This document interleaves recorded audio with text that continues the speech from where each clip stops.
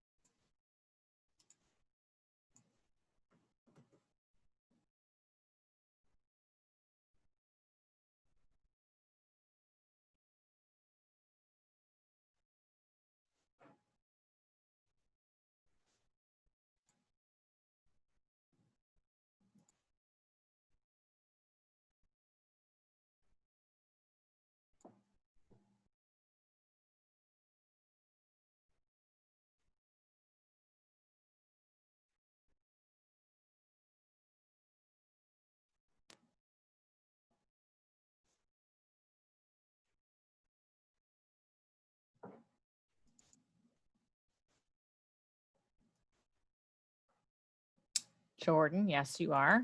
We just don't have a lot of people showing up right now. I guess a bunch of people ran late.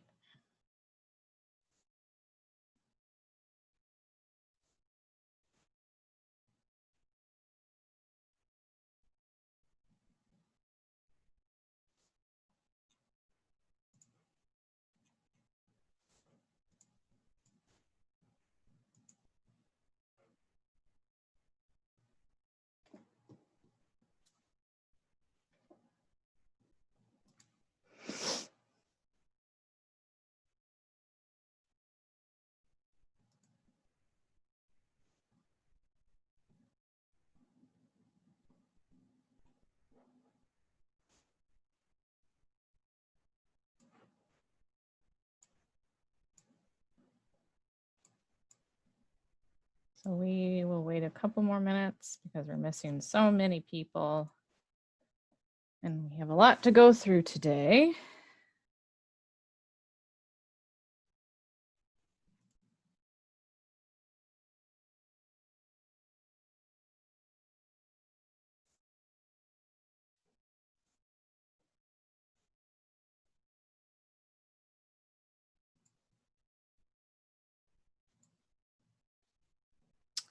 Yes, let me give it to you.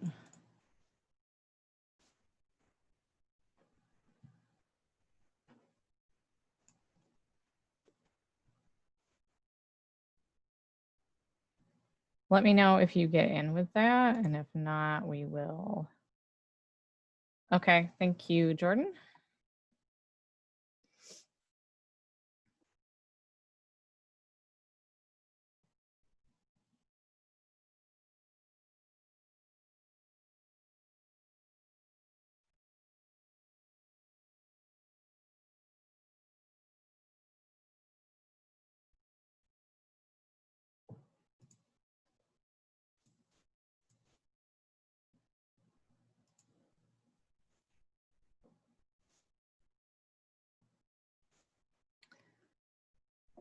So we'll wait another minute or so. We're starting to get more people in, and then I'll get you your do now so that you can start work on that. We're going to talk about the quizzes, and then we'll start to talk about the makeup, and then we will get going on our new content.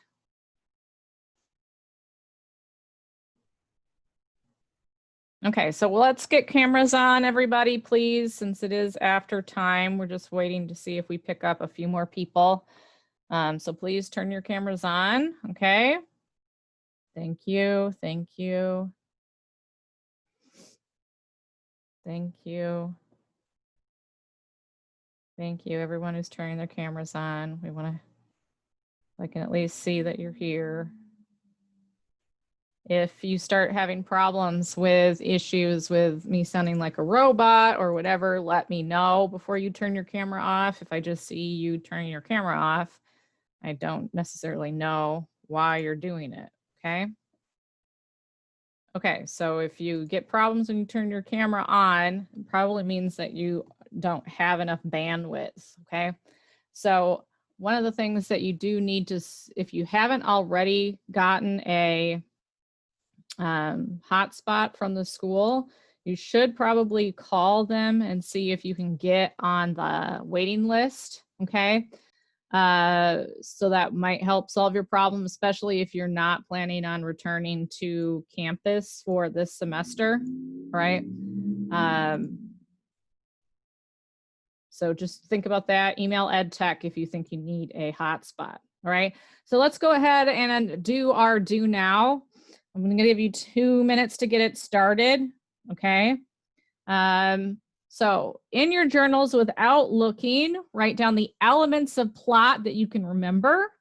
After that, open up your notes and add the elements that you weren't able to remember on your own, okay? So I'm going to give you 2 minutes to get that started, starting now.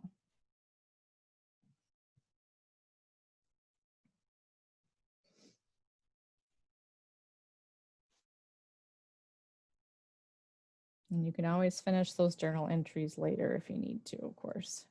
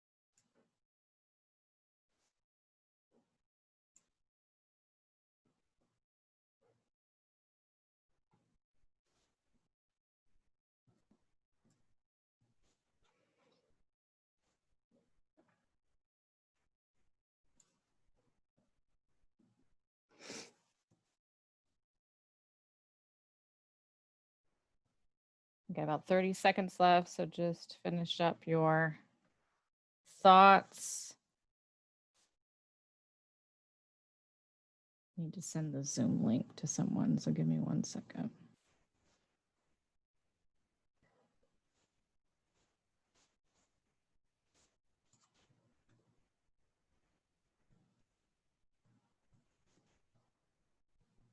Give you a little extra time while I send the Zoom link.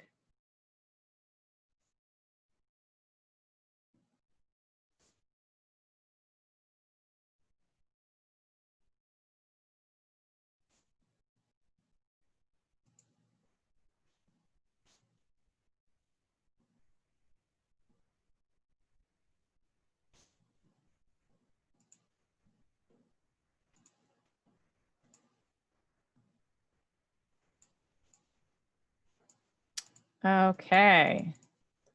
All right, so somebody tell me, what's the first element of plot? What do you remember?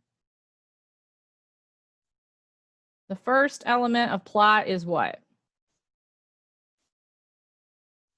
Where do we start at in the beginning of the play? Stasis, yes, good. All right, what happens to break the stasis?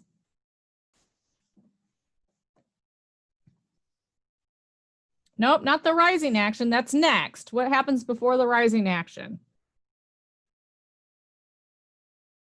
Yes, good. The initiating event, right, that kicks off the rising action, okay?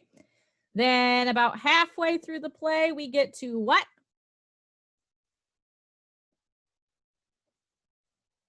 Nope, not the climax. That's the major climax is next. The crisis, right, which is our no turning back point. Then stuff keeps happening that leads us to the major climax, which is the highest point of emotional intensity. And then what happens? Falling action. And then we have the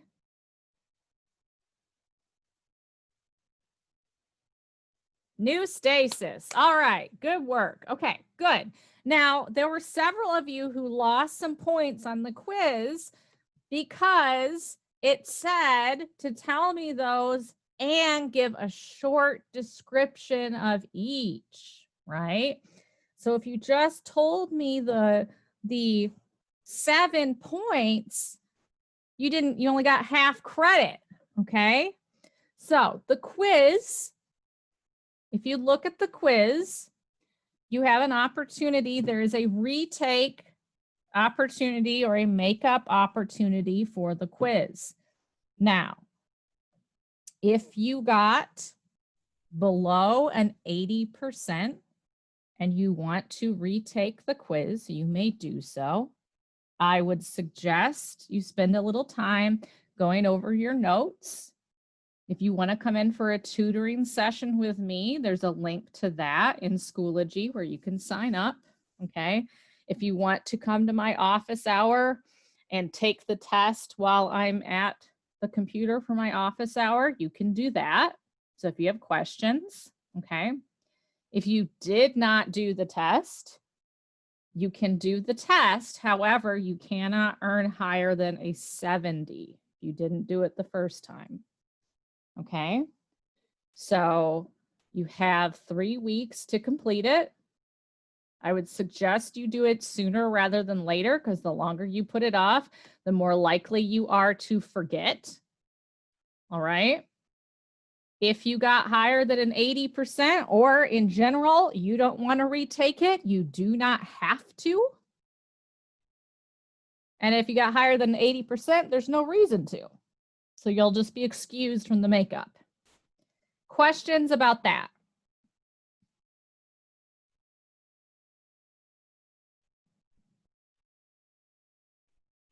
Raise your hand if you have a question, or put it in the chat, or come off mute and tell me.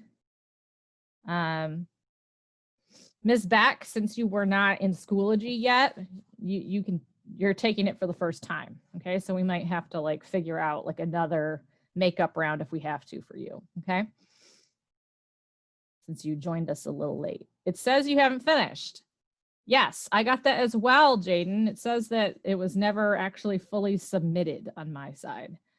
So we need to figure that out as well. If you can't submit it now, we'll just have to take you through the remake, the makeup test on it, okay? Okay, that's fine, Giselle. Just leave your camera off if I sound like a robot, because the video takes up a lot of bandwidth, and that's usually what causes the problem. Okay, so if I sound like a robot, I'm still gonna call on you, but all right. So any questions? No, we're cool. So my office hours are 3 to 4. The only day I'll be partially out of the office will be Wednesday. I don't have office hours Wednesday. I have to talk to my neurologist. So but other than that, swing on by. Yes, if you are having bandwidth issues, you can turn off your camera. Okay, I will still call on you, but okay, so let's talk about ancient Greek tragedy, the most important form of drama to the Athenians. And also, according to Aristotle, who wrote about tragedy in the Poetics. So why was it the most important form of drama? Well, the Athenians believed that watching tragedies actually could help you become better citizens. Okay. They thought that if you went and sort of experienced what tragedy had to offer, and you could sort of, here, sorry, Kennedy is also needing the Zoom link. Let me send this to her.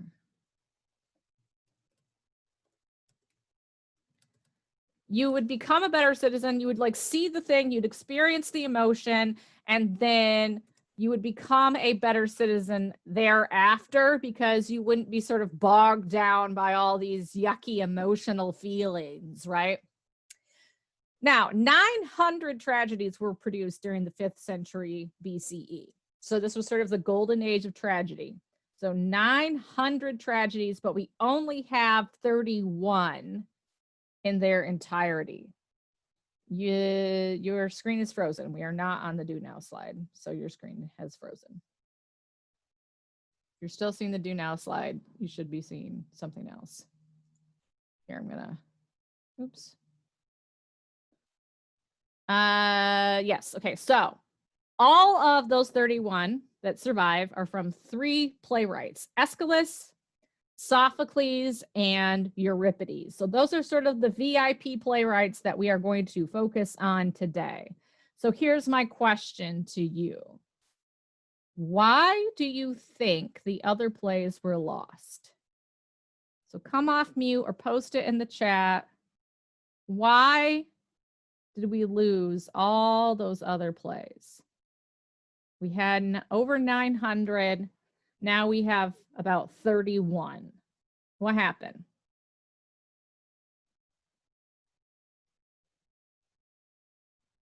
Because of war? Okay, good. Yes, that definitely attributed to some of it. Does anybody know who they were commonly fighting with?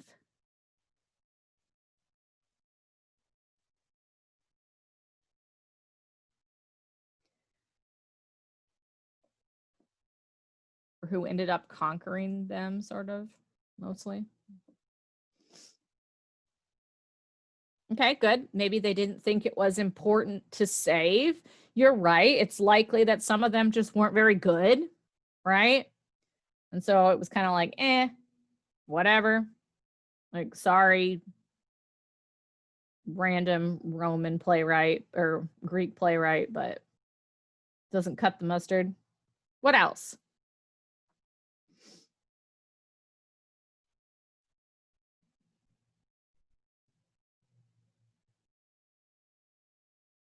People died? Okay, yes.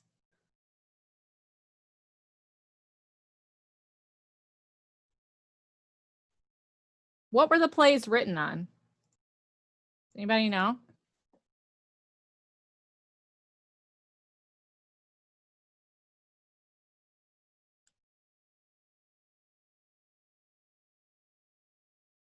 Something that doesn't last very long. Okay, yes. So as we made the transition from stone to something that doesn't last very long, which was papyrus. So the papyrus disintegrated, right? Or stone erodes, right? So Rome would come through. Basically, what would happen is Rome would come through, right? They're conquering everybody. They'd come through and they would take all the best stuff, all the stuff that they liked, paintings, that wasn't really a thing at the time. It was a little bit, but sculpture, literature. They would take all the stuff that they liked and they would have great Roman artists copy that, make a complete like copy of it, and then put Roman names on it, right? And destroy the original. So now all the originals are gone and it looks like Romans came up with all of this great stuff, right? So some of these plays were originally even attributed to Roman playwrights, right? Until sort of historians later figured out like, oh, no, wait, this is what the Romans were doing. I don't know why I'm yawning so much all of a sudden. I need to breathe, I guess. Okay, so the first playwright that we're going to talk about is a playwright named Aeschylus with an A. Yeah, go ahead and try that to see if that helps your screen. Aeschylus, who was writing plays at a time when they had a chorus of 50 people, okay? So a 50-person chorus and one actor. That's what he started with. He added a second actor. And this made dramatic exchange possible. It made it possible for us to have two characters on stage actually talking to one another in character. Okay? That's the first time that we have recorded this happening is with Aeschylus. So this is significant. This is really what, makes theater is dialogue, right? Two characters talking to each other. And Aeschylus is the first person who's able to do that. Now, the actors during this time were wearing masks, so they could change masks and become different characters as they needed to, right?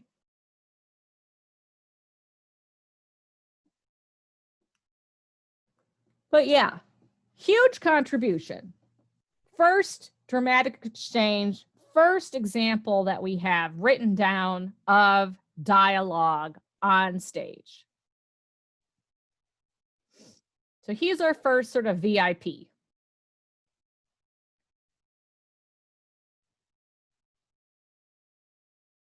Looks like a couple of you might still be writing notes. I'm going to pause for a second. That's the one thing I dislike the most about this because I can't tell for sure when you're writing notes, right? All right. Looks like everybody mostly done. Okay, so next we have Sophocles, all right? So Sophocles, during the time between Aeschylus and Sophocles, the chorus had gone from 50 people down to 12. Well, Sophocles is going to bump it up to 15, and that's pretty much where it's going to stay. He is going to add a third actor. And so when Sophocles does this, what he pretty much does is he sets it up where you'll have one actor playing the protagonist through the whole play. So they just keep the same mask on unless they have to change the mask for like plot reasons, right? And then the other two actors change masks to play all the other characters. Does that make sense? So if you think about 21 Chump Street, right? You would have had like one actor play Justin the whole time, but then the other two actors would switch masks in and out, right? He also really puts an emphasis on dramatic construction. So what's dramatic construction? What have we been talking about already?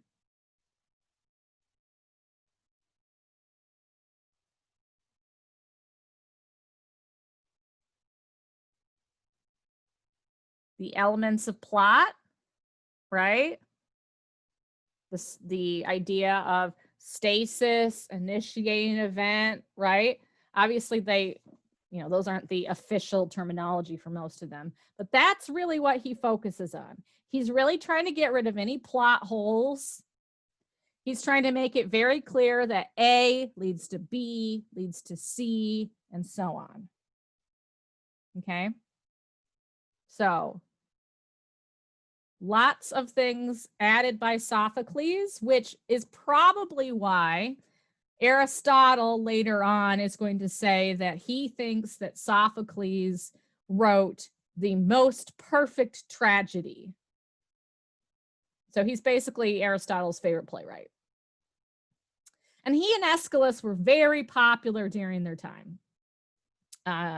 Both of them won a lot of the playwright awards. Very popular.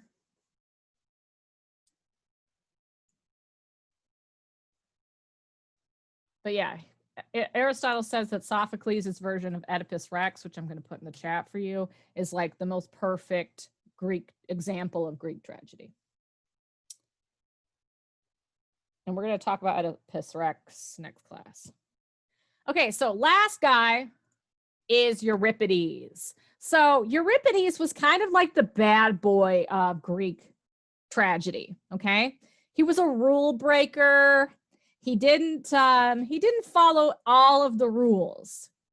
So he actually was not the most popular playwright in terms of winning these contests. He didn't do so great on that part, but more of his plays survived, and we have more of his plays get produced today. So yeah, his characters are rebellious. He treats the gods with a lot of skepticism. So it was sort of, remember we talked about tragic fate, right? This idea that the character has something that's going to happen to them and they can't avoid it no matter what, right?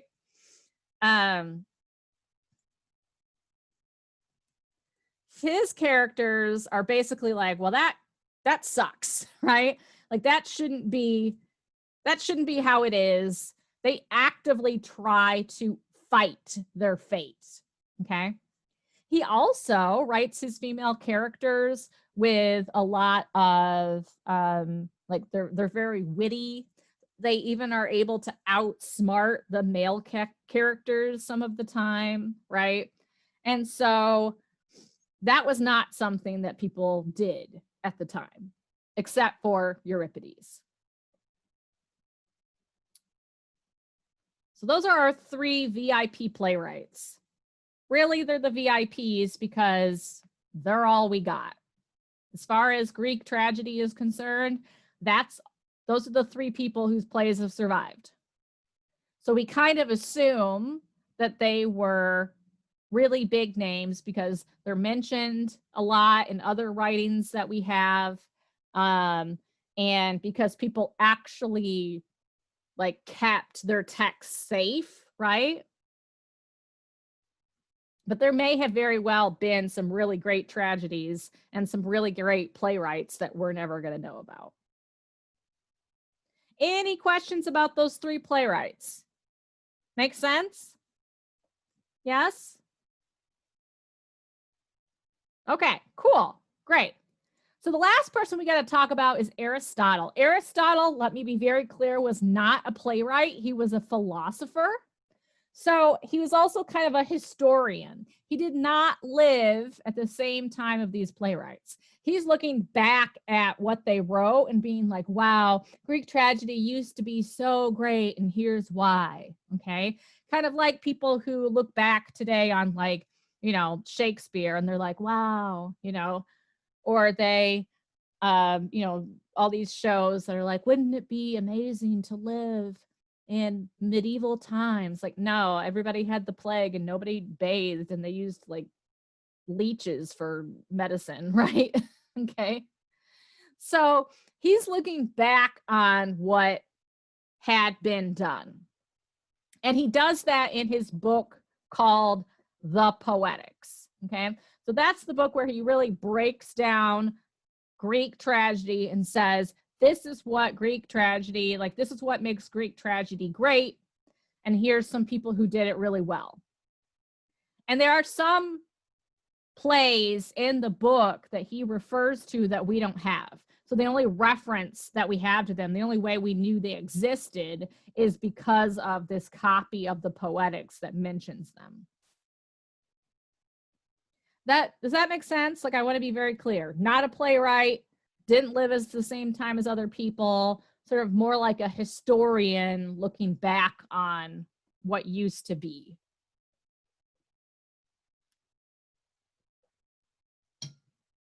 Yes, this is clear, right? Okay, I don't want to cause any confusion. It looks like a few of you are still writing, so I'm going to wait.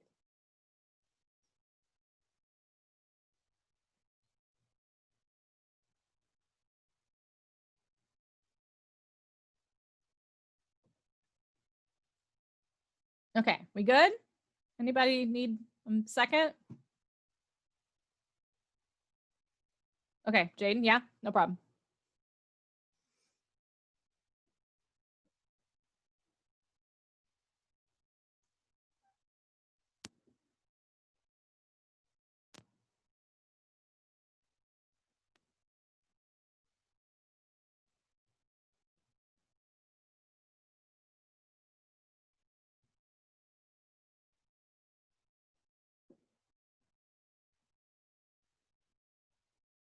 Okay, everybody else done? Okay. All right. So what is Aristotle? What is the Poetics really about? Well, what he really focuses on is basically saying, here is what makes a perfect tragedy. This is what you have to have. And he puts it in order from most important here at plot to what he says is least important here at spectacle. All right. So what does he say? Well, first he says plot is the most important thing. The best thing that you can have is a strong plot, right? Plot as in the sequence of events. That it should very clearly, the stasis is broken by the initiating event, which leads very cleanly to the rising action, have a nice crisis at the middle of the play, a nice emotional major climax. We tie everything up. We go to the resolution, the new stasis, right? So it should be this very nice, clean plot. That's the most important thing. Now, the next thing is character. So Aristotle says if you have a play that has a mediocre plot but really strong characters, it can be a good play, but it can't really be great. So by character, he's talking about the people in the play, as in the people who live in the world of the play. He's not talking about the actors. He's talking about the characters and how they're written. Okay, so I want to be very clear. There's a distinction between the actors being great and the characters being great. Bentley, are you gonna knock the ring light over, or like, go? Oh my God. Just a second. There, it's off. Go. Oh my God. I don't know what he's doing. besides making me miserable. Okay. So yeah, the people in the play. So next we have thought or theme, and that's basically the question that the play should leave you thinking about, right? So we talked about this with 21 Jump Street, right? We said some things like, don't change yourself for another person, or don't get involved with drugs, or, don't, like, looking at like what happens, like what happened in the war on drugs, right? Like, was what happened to Justin fair? There were all sorts of things that we looked at for 21 Jump Street as like what we were supposed to think about at the end. The next thing is diction, and diction is vocabulary. That's all it is. So are all the characters written using the same vocabulary? And if not, why not? A good example of this in 21 Jump Street is like the differences between the vocab with texting and the vocab when they're speaking, or the vocab that Naomi uses when she's pretending to be a high schooler versus how she speaks with the narrator when she's her adult police officer self, right?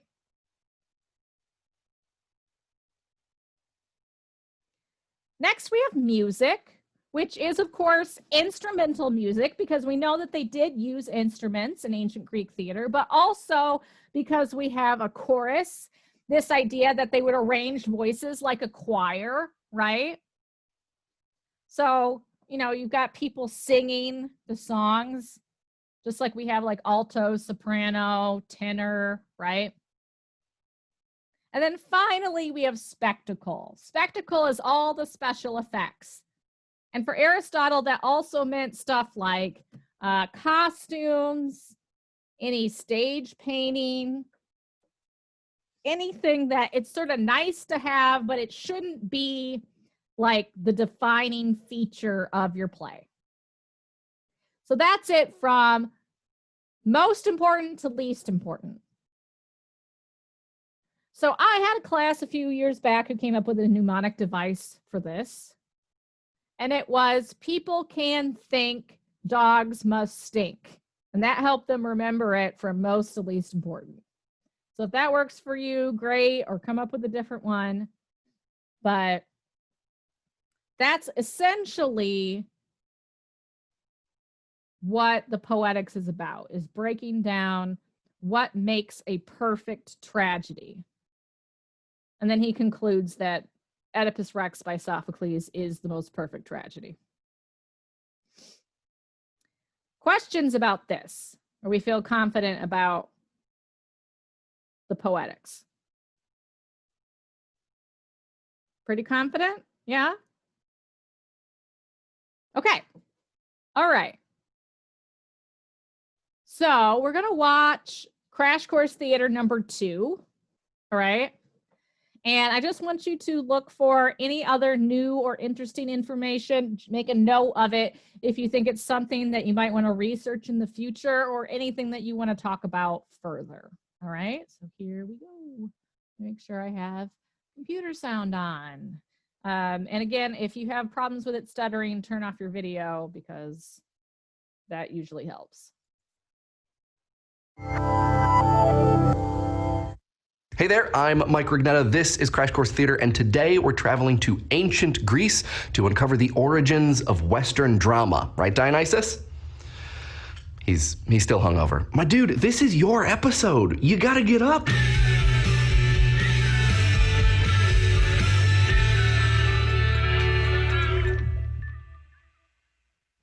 If we believe the ritualism theory from last episode, then eons of religious or quasi-religious rituals eventually birthed drama.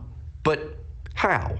Well, it has to do a bunch with our grape-loving friend over here. By the 6th century BCE, Dionysus had become a very popular god in Greece, especially among the ladies. According to some maybe true, maybe not reports, women participated in a ritual where they'd run through the countryside, tear apart some animals, and then come home. It's fun. right? And if you want to know more about it, you can check out The Bacchae by Euripides. It is great. Whether or not that happened, we do have good evidence that in the 6th century BCE, some less wild rituals celebrating Dionysus spread through Greece. One of the most popular involved a procession from Eleutheria to Athens, where worshippers lofted a giant phallus and sang songs called dithyrambs in praise of you know who. And one theory about those dithyrambs actually is that eventually they evolved into theater, when singers started acting out the action instead of just singing it. Aristotle and his followers think that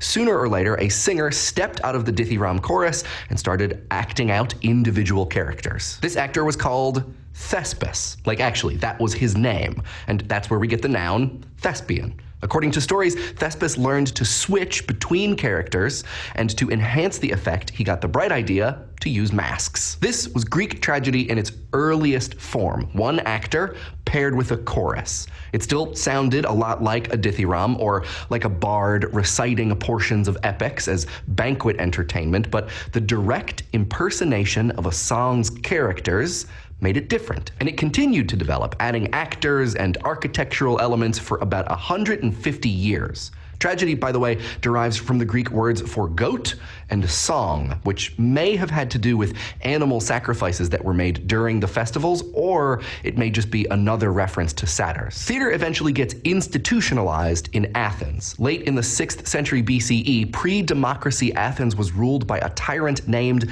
Pisistratus.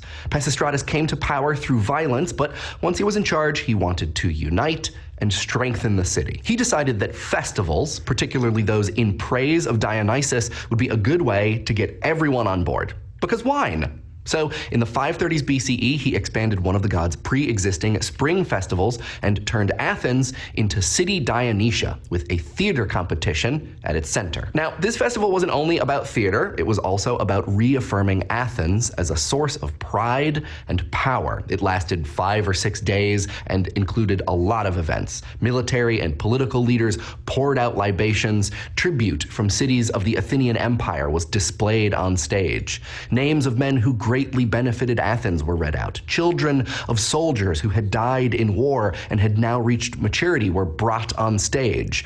There were also dithyramb contests. The theater competition took place in an outdoor amphitheater in front of a crowd of about 14,000 spectators. That likely included the whole range of Athenian society, even women and slaves. But, of course, only male citizens could perform in the chorus or vote for best play. The contest was between 3 different playwrights. Each had to submit a tetralogy, a 4-part work. The first 3 parts were linked tragedies, and the 4th part was a satyr play, which was lewd and usually involved a lot of prop penises. In 486 BCE, a comedy competition was added. Once competing playwrights were chosen, they were matched with a prominent Athenian citizen who would bankroll the production.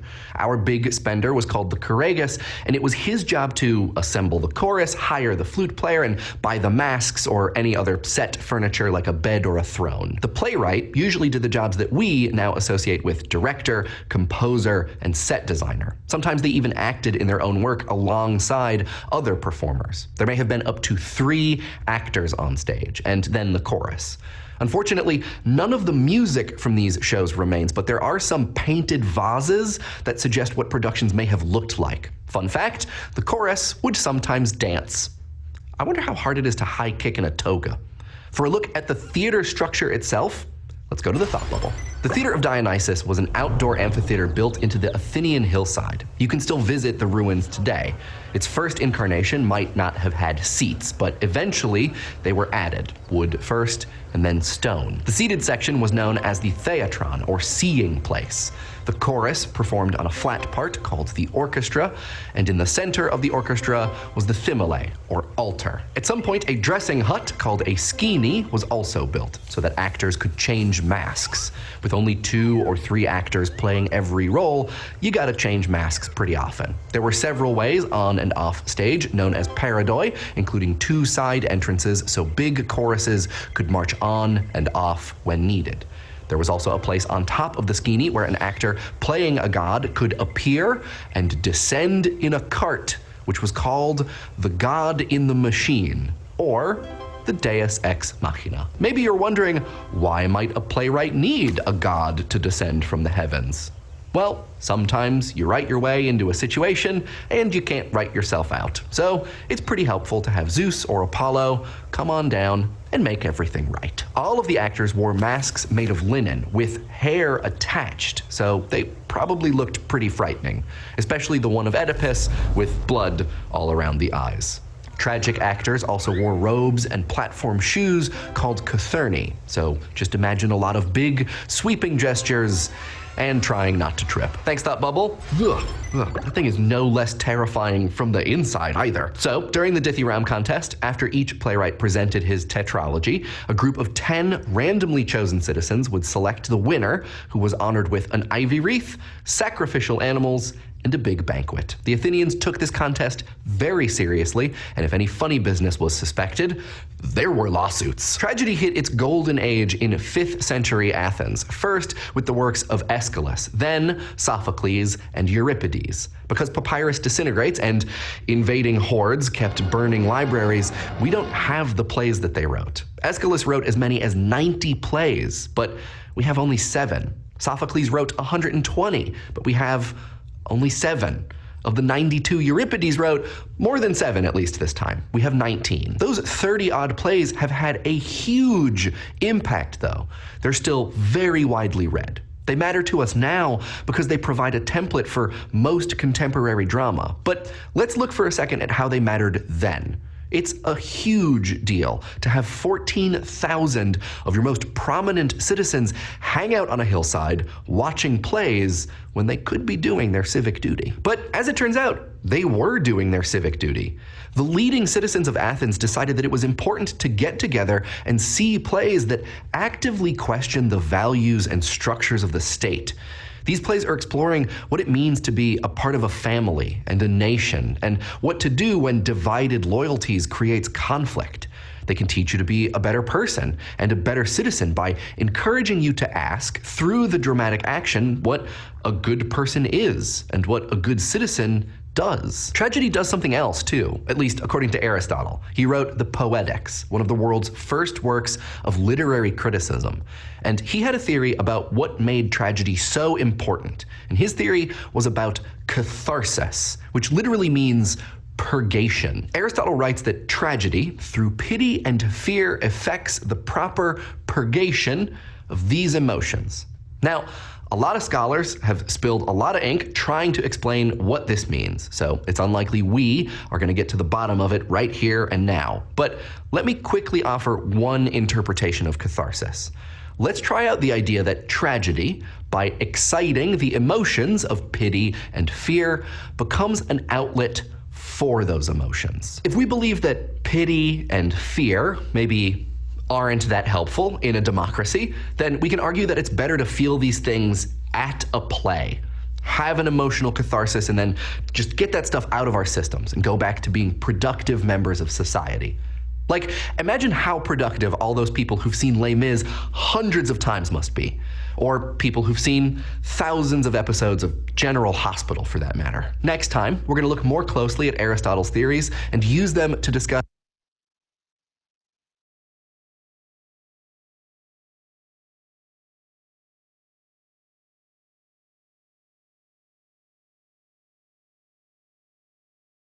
Sorry. What did you think about? Like, what did you hear about that was new to you?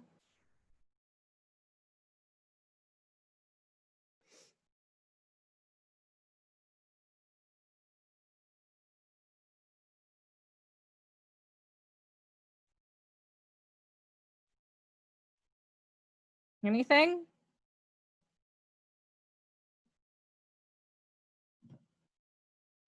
How they use masks? Yeah. Okay, good. That it changed masks frequently. Yes, good. What about the building itself?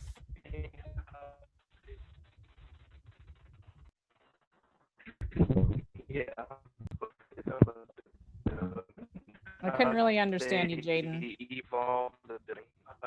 They changed it. Oh, okay. It evolved. Yeah.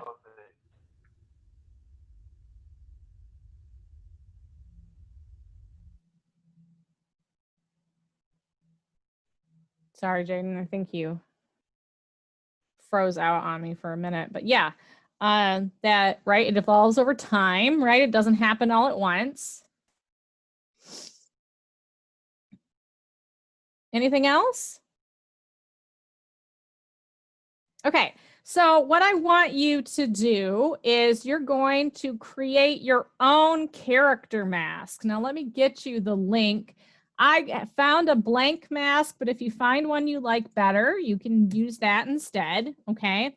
If you want to do this on your computer, you can. If you want to print it out and do it and scan it or take a picture and submit it on Schoology, you can do that too. But I just want you to take a character from a book or a TV show and create a mask that embodies that character, so audiences know at a glance what they stand for or what is important. It's due by the end of today. Okay, so by midnight tonight. Okay. Oh, Justice, yeah, exactly. We know that they wrote like all this stuff, and yet we have like 7 from each person. So it's due by midnight. So it's not meant to stress you out. You can be very literal with it, or you can sort of be a little bit more, interpretive. Yep, you make your own. So you'll take that blank mask I put in the chat, and you can decorate it however you want to. So this is the one that I found. But if you find one, like if you Google search blank mask and you find one you like better that you want to use, that's fine. I just wanted to give everybody something to start with. Okay. So yeah, so you're just gonna make a mask that embodies a character. And you can use, a character from a book or a character from a TV show or a movie. Giselle, you can do either. So you can print it and draw on it if you want and take a picture of that or scan it back in. Or you can take that picture and put it in Paint, or you can, copy and paste pictures onto it, however you want to do it. Just imagine if you were going to do a play. Let's just take, because we've been using Harry Potter. You're going to take Harry Potter and you were going to do it like an ancient Greek play. What might you put on his mask, or what might you put on Voldemort's mask or Snape's mask, so that when the audience sees them, they know something about the character. So you've got a little time now to sort of think about it. Wanted to give you a little time to work on it during class or ask questions. And then we'll do our exit ticket right at the end in Schoology, okay? So take a little bit of time. What would help the audience when they see that character? And there's a place in Schoology to turn it in. But if you're somebody, you have a printer, you want to do it by hand, you can do that and then just take a picture of it and upload it to Schoology, or you could scan it in. However you want to do it.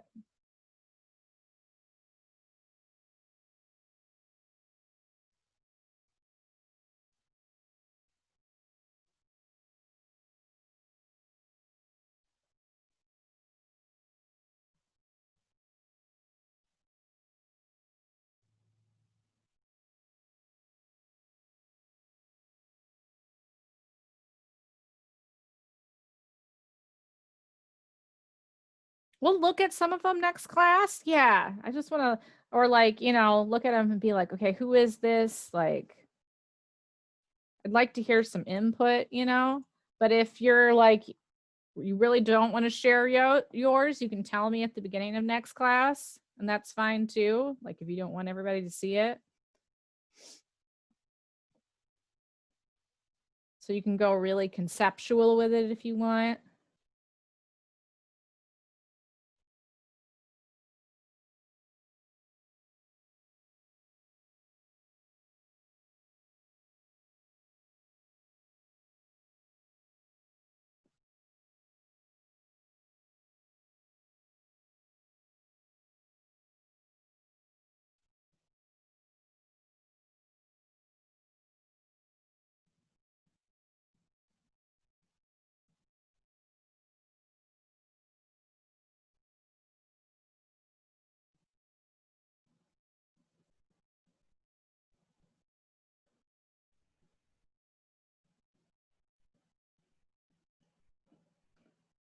Anybody have any questions about the makeup quiz as well? You can field those now. You're going to be turning in your journals this week for the first time on Friday. So keep that in mind. So you want to make sure you've only had 2 or maybe 3 journal entries so far. So make sure you've got all that. You can go through the old PowerPoints to find them. Okay. If you need to catch up.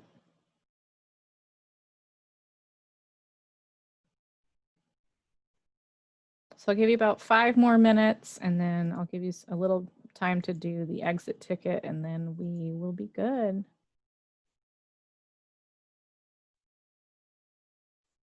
Justice, yes, the grade for the first quiz has gone in. So you can take a look at it and decide if you want or need to do the makeup, okay? And like I mentioned, spend a little time going back over your notes. You can come to the tutoring session with me or come to my office hours. I can talk about it with you. If you want to sit in my office hour while you redo the quiz, we can do that too. Whatever you need.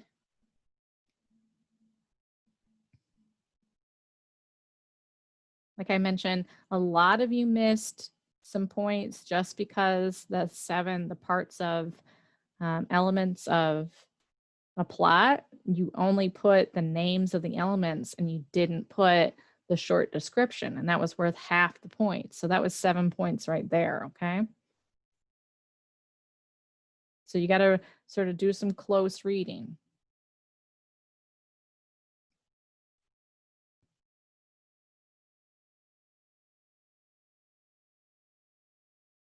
Yes, Kennedy? Do we put the picture of the person or just the characteristics of them? Oh, well, so you're making the mask, right? So imagine that the character is wearing the mask when they come on stage and you're designing what that mask is going to be. But you don't have to put the character. You could put it in text if you want, like on the same thing, so I know who it is. Does that answer your question? Yes, thank you. You're welcome.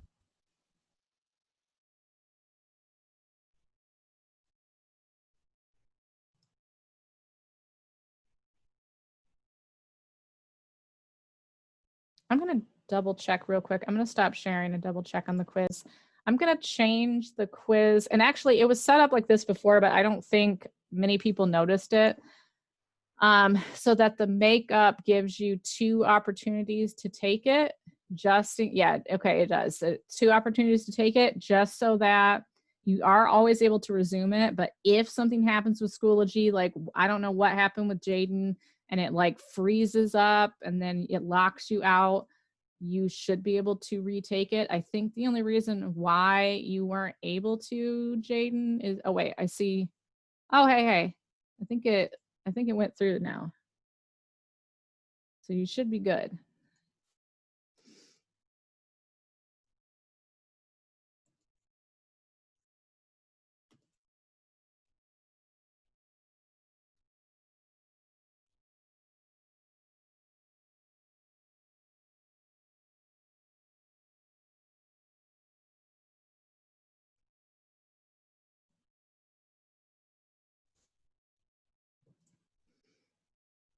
Because sometimes it'll sort of like freeze up and you have to like go back in and hit submit.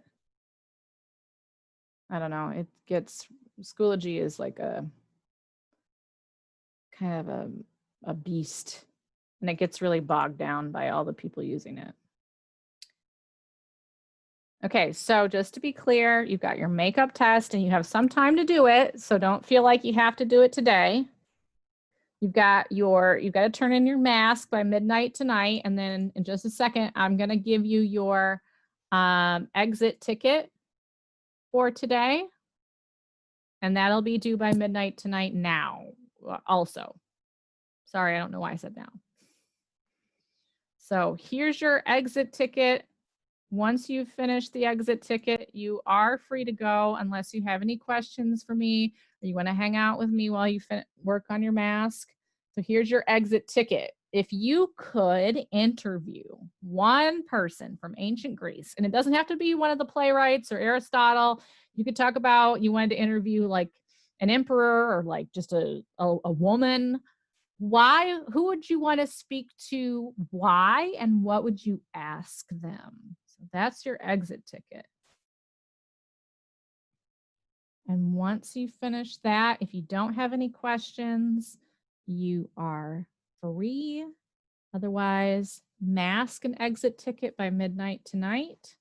And if you need or want to do the makeup quiz, you have like, I don't know, I think it's like 3 weeks to do it, but come and talk to me if you need help with it, okay?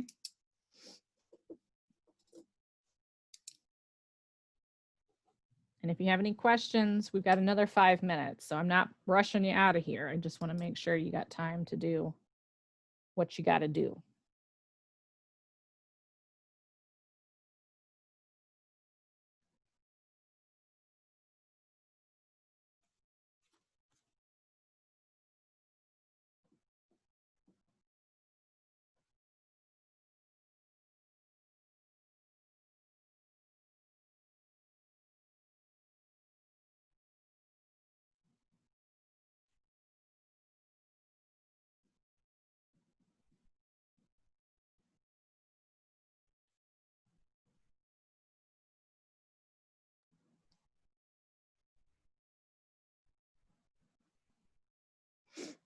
Okay, Avril, you just need to put that in Schoology, okay? So just make sure that if you go on Schoology, you could just enter that into the text and you're good. So it's actually in Schoology now because it's hard when I have to go back through the chat. So I've started putting them directly into Schoology instead. It makes it easier. And then I make sure that everybody gets credit. So that's a, see you, Kennedy.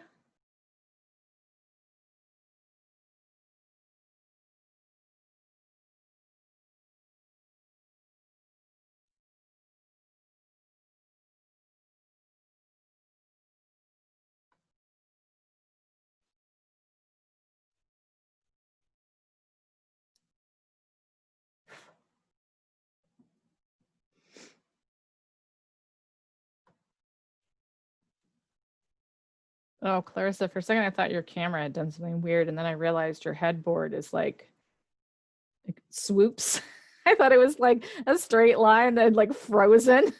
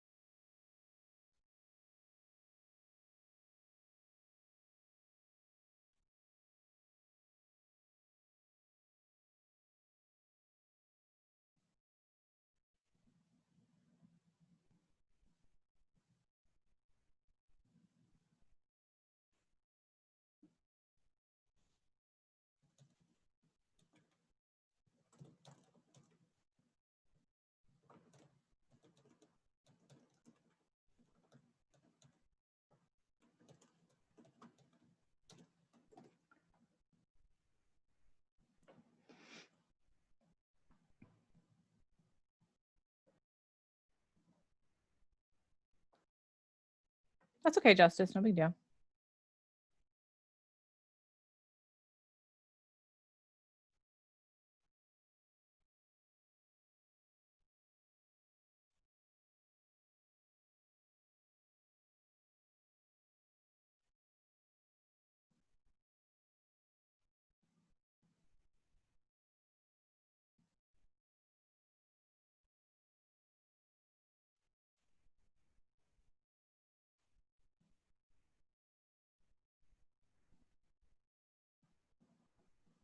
Okay, good job, Giselle. I will see you. Kennedy just posted on Schoology. In today's folder on Schoology, there is a exit ticket, and you just post that. Okay, Clarissa, thank you. I'll see you on Wednesday.